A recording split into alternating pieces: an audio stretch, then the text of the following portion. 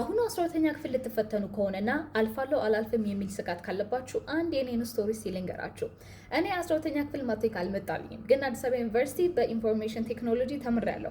እንደ ልመረቅ ደግሞ አንድ ዓመት ሲቀረኝ ድሮፕ አውት አድርጌ ወጥቻለሁ። ቢካዝ ኤግዛክትሊ ምን እንደምፈልግ ስለማቅ ማለት ነው። በአጠቃላይ 3 ካምፓኒዎችን ክሬት አድርጌያለሁ። 2ቱ ፌል አድርገውብኛል በሰው ምክንያት።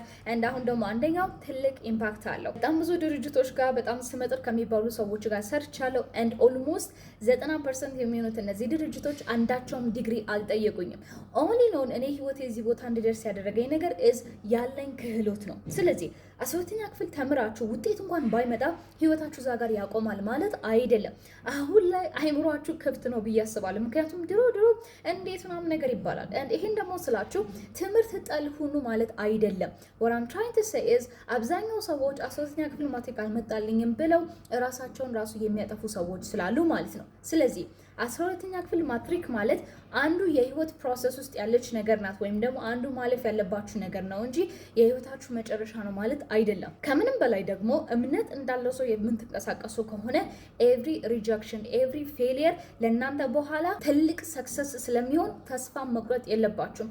እኔ ያው ምስክር ነኝ። ማትሪክ ወድቄ አይቼዋለሁ፣ ዩኒቨርሲቲ ገብቼ የማይቼዋለሁ፣ ድሮፕ አውት አድርጌ የማይቼዋለሁ። ስለዚህ ኦል ኢን ኦል ሁሉ ነገር ቴስቲሞኒ እኔ ጋር አለ።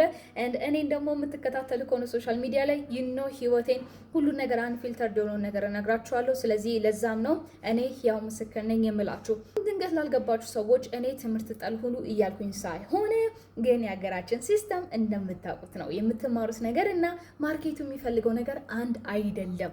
ያንንም እስካም እንለዋለን ማለት ነው። 4 ዓመትና 5 ዓመት የማይረባ ነገር ላይ ገንዘባችሁን ጊዜያችሁን አቃጥላችሁ ስትወጡ ግራ ከምትጋቡ አሁን ላይ ልትነቁ ያስፈልጋል። ሌላ ተጓዳኝ ትምህርቶችን መማር አለባችሁ። እስፔሻሊ ማርኬቱ ዲማንድ የሚያደርገው ነገር ማለት ነው። ስለዚህ ያ ማለት አለፋችሁም አላለፋችሁም ኢዘር ዌይ መማር አለባችሁ ነው። ስለዚህ don't worry about it። ብትወርቁ it's fine. Who cares? Really, who cares? በኤንዌስ ያ ግላክ ለማንኛውም